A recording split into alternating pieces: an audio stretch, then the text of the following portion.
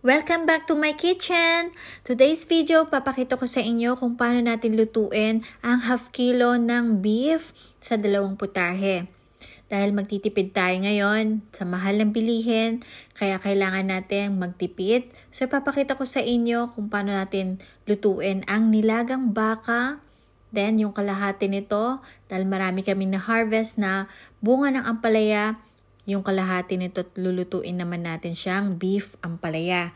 Para kahit kalahating kilo lang yung ating karne ng baka ay at least makakapagluto tayo ng dalawang putahe. So ayan, umpisahan na natin at papakita ko sa inyo kung paano natin to lutuin. Ayan, dalaga muna natin tong ating beef. Ayan, lagay na natin. At ilalagay natin to. Lalagyan ko muna ito ng pamintang buo. Lagyan din natin ito ng asin. Himalayan salt ang ilalagay ko. Pwede din po yung kahit anong asin pwede po. Ito. Lagyan ko lang po ng 1 teaspoon ng salt.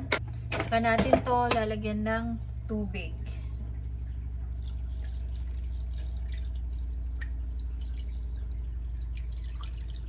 Natin to tatakpan at pakuluan muna natin to. Bowl. Mamarinate. Lagyan natin ng 2 tablespoon ng liquid seasoning. Then, add tayo ng 1 tablespoon ng soy sauce. Black pepper. Then, marinate natin ito. Mix lang natin ito mabuti. Cover na natin ito ng cling wrap or saran wrap. Then, marinate lang natin ito ng 10 minutes. Set aside muna natin to. Then, prepare natin yung ampalaya. Slice na natin. Nahugasan ko na itong mabuti. Kaya pwede na natin itong tanggalan ng buto. Dito natin ipababad yung ating ampalaya. Then, lalagyan ko lang ito ng asin.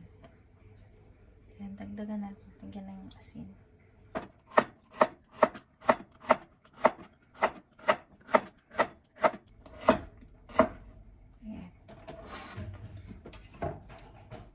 Babad natin dito.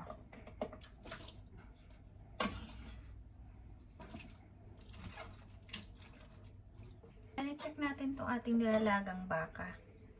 Ayan. Muna higilin natin ito.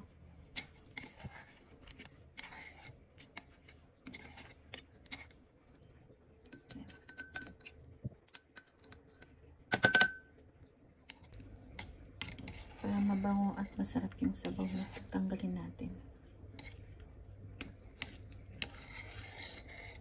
At pakuluan natin hanggang sa lumambot na yung ating baka. I-check na natin ito. Ayan.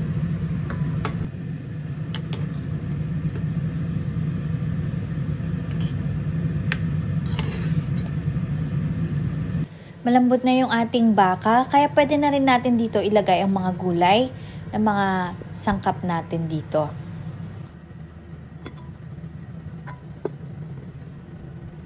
Unahin natin yung patatas para mas maunang lumambot dahil matigas ito kumpara sa pechay at mga Baguio beans o string beans.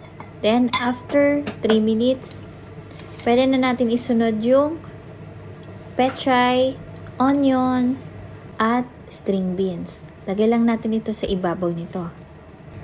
Kapag nailagay na natin lahat, then cover na natin to. Hintayin natin after 3 minutes, eto ready na yung ating nilagang baka.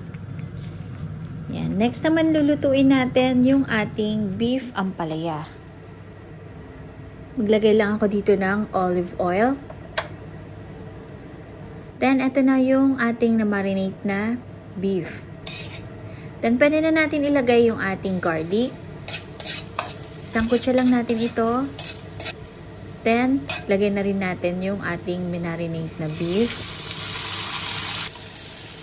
At, saka natin to isang kutsa. Haluin lang natin itong mabuti.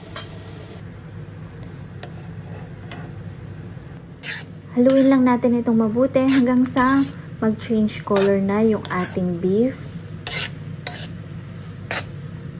Then, pwede na natin ilagay dito yung ampalaya. Lagay na natin to lahat. Then, sunod na rin natin ilagay yung ating sliced onion.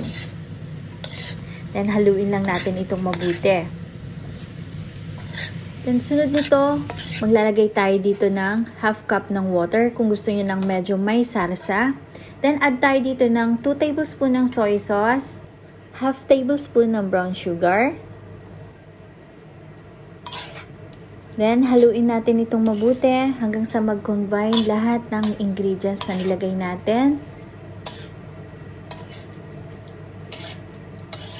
Then, mag-add na rin ako dito ng black pepper. Tsaka natin to haluin mabuti. Ayan, para hindi ma-overcook yung ating ampalaya, pwede na to. Luto na po yung ating beef ampalaya. Napakasimple pero napakasarap nitong ating recipe na to. Napakasarap na hapunan and dinner. Nakatipid ka na at napakasustansya pa ng ating ulam. Sana nagustuhan nyo itong ating recipe for today. Thank you for watching. See you in my next video. Bye!